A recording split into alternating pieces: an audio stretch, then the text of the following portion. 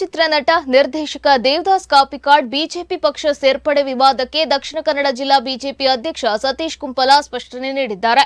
ಪಕ್ಷದ ಸದಸ್ಯತ್ವ ಅಭಿಯಾನದ ಕಾರ್ಯಕ್ರಮದಡಿ ದೇವದಾಸ್ ಕಾಪಿಕಾಡ್ ಮನೆಗೆ ಭೇಟಿ ನೀಡಿದ್ದು ನಿಜ. ಆದರೆ ಪಕ್ಷದ ಸದಸ್ಯನಾಗಿ ಮಾಡುವ ಉದ್ದೇಶದಿಂದ ಅವರ ಮನೆಗೆ ಹಿರಿಯರು ಭೇಟಿ ನೀಡಿದ್ರು. ಸದಸ್ಯತ್ವ ಅಭಿಯಾನದ ವಿಚಾರದಲ್ಲಿ ಅವರು ಪೂರಕವಾಗಿ ಸ್ಪಂದಿಸಿದ್ದಾರೆ.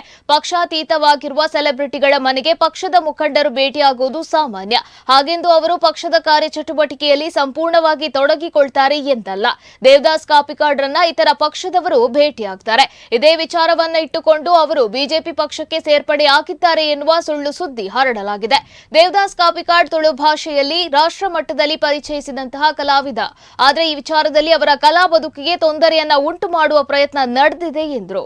ಬೇರೆ ಬೇರೆ ಸೆಲೆಬ್ರಿಟಿಗಳ ಮತ್ತೆ ಬೇರೆ ಬೇರೆ ಅವರ ಹತ್ರ ಈ ಒಂದು ಸದಸ್ಯತನ ಅಭಿಯಾನ ಮಾಡುವಂಥದ್ದು ಸ್ವಾಭಾವಿಕವಾದ ಒಂದು ಪ್ರಕ್ರಿಯೆ. ನಾವು ಎಲ್ಲ ಪಕ್ಷಾತೀತವಾಗಿರುವಂಥ ಸೆಲೆಬ್ರಿಟಿಗಳ ಹತ್ರ ಕೂಡ ನಾವು ಹೋಗ್ತೇವೆ. ಸ್ವಾಭಾವಿಕವಾಗಿ ಮಂಗಳೂರಲ್ಲಿ ದೇವದಾಸ್ ಕಾಪಿಕಾಡ್ ಅವರ ಹತ್ರ ನಾವು ಈ ಒಂದು ಸದಸ್ಯತನ ಅಭಿಯಾನದ ಬಗ್ಗೆ ನಮ್ಮ ಹಿರಿಯರು ಹೋಗಿದ್ದಾರೆ.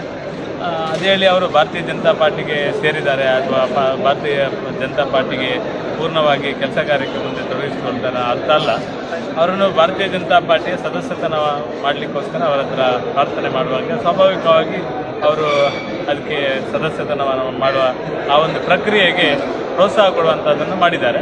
ಅವರು ಎಲ್ಲ ರಾಜಕೀಯ ಪಾರ್ಟಿಯೊಟ್ಟಿಗೆ ಮತ್ತು ಎಲ್ಲರೊಟ್ಟಿಗೆ ಒಂದು ಒಳ್ಳೆಯ ಸಂಬಂಧವನ್ನು ಇಟ್ಟುಕೊಂಡು ಅವರು ಒಂದು ಅತ್ಯಂತ ಒಳ್ಳೆಯ ನಮ್ಮ ದಕ್ಷಿಣ ಕನ್ನಡ ಜಿಲ್ಲೆ ಮತ್ತು ತುಳುವಿಗೆ ಮತ್ತು ರಾಷ್ಟ್ರ ಮಟ್ಟದಲ್ಲಿ ತುಳುವಿಗೆ ಒಂದು ದೊಡ್ಡ ಸ್ಥಾನಮಾನ ತಂದುಕೊಡುವಲ್ಲಿ ದೇವದಾಸ್ ಕಾಪಿಕಾಡ್ ಅವರ ಕೂಡ ಒಂದು ಅವರದೇ ಆದ ಒಂದು ಕೊಡುಗೆ ತುಳುನಾಡಿಗೆ ಇದೆ.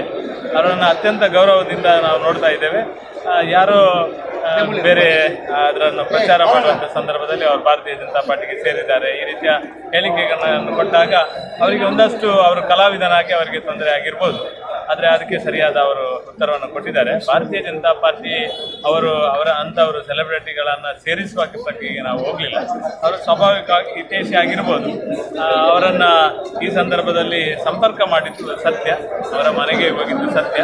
ಮತ್ತು ಅವರು ನಿರಂತರವಾಗಿ ಕಲಾವಿದರಾಗಿ ಅವರದೇ ಆದ ಕೊಡುಗೆಯನ್ನು ದಕ್ಷಿಣ ಕನ್ನಡ ಜಿಲ್ಲೆಗೆ ಕೊಡುವುದಕ್ಕೆ ನಾವು ಭಗವಂತನಲ್ಲಿ ಪ್ರಾರ್ಥನೆ ಮಾಡ್ತೀವಿ.